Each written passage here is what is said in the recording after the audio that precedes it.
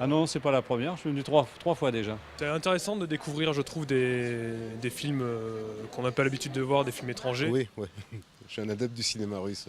Il m'a ému beaucoup. Film sur, à la limite, l'horreur de la guerre, mais sans un seul tir de fusil, ni rien du tout. Rien qu'avec une vieille grand-mère, voilà. Donc c'était assez extraordinaire. Je pense que c'est la passion des membres de Drujba qui avaient très envie de promouvoir la culture russe et de défendre la langue russe. Et nous nous sommes battus pour que ce festival existe et qu'il continue. Nous avons essayé de conserver notre caractéristique de films récents. Il y a donc 8 films récents de 2012-2013 sur les 12 films présentés, dont un hors concours. 20 ans, c'est un long délai et elle est ravie que les organisateurs du festival aient réussi à captiver les spectateurs pendant un si long délai.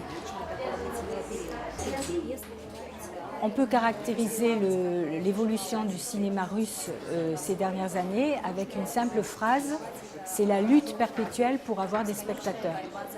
Moi, c'est plutôt le réalisme qui m'attire là-dessus. Puis les performances. On a des acteurs que, bon, malheureusement, ils ne sont pas toujours très connus, mais pourtant, ce sont des acteurs qui sont très performants. Et bon, quand on est dans un film russe, la différence avec un film américain, souvent plein d'effets spéciaux, c'est que là, on est dans la réalité. Oui, je trouvais que c'était un film très délicat et que ça nous montre bien la réalité de l'inutilité des guerres, que les hommes sont les mêmes d'un autre côté. Ça s'appelle Les Rencontres parce qu'à l'époque où le ministère de la Culture russe subventionnait, nous avions une plus importante délégation de cinéastes qui présentaient leurs films et qui organisaient des débats.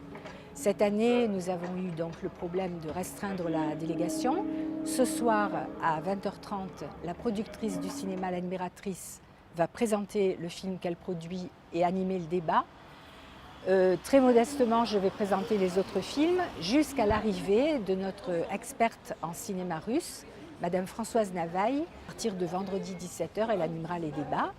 Et nous avons également le producteur de L'amour avec l'accent, Monsieur Michine, qui va arriver vendredi et qui pourra animer les débats pour son film qui passe le samedi, en fin d'après-midi.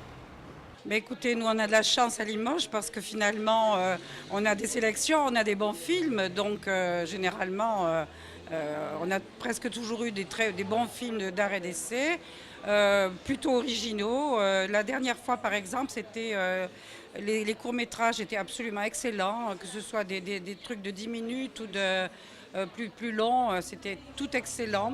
Que ce soit documentaire ou fiction, c'était vraiment très bien. Ah, j'ai trouvé très, très beau. Ça me faisait penser un peu au film de l'Union soviétique. Et Sokourov, c'est un très grand réalisateur. Moi, j'aime beaucoup. J'aime beaucoup déjà ce réalisateur, parce que je trouve qu'il a un univers très particulier. Mais c'est une personne qui est à part un peu pour moi dans le cinéma russe. Exactement par son univers, par sa présence, parce qu'il s'il choisit toujours un sujet, il n'y a pas où il n'y a pas beaucoup d'action, mais en même temps il a une telle profondeur que moi ça me touche beaucoup. Ça, pour moi c'est un des génies modernes du cinéma russe. C'est toujours très intéressant et quelquefois cela nous fait voyager d'une part, et puis c'est un petit peu biographique aussi. Nous voyons la vie en Russie. Vraiment, c'est incroyable, c'est émouvant, c'est dit tout sur la guerre. Vraiment, je ne suis pas remise, il faut que je prenne un peu l'air. C'est tout, je continue.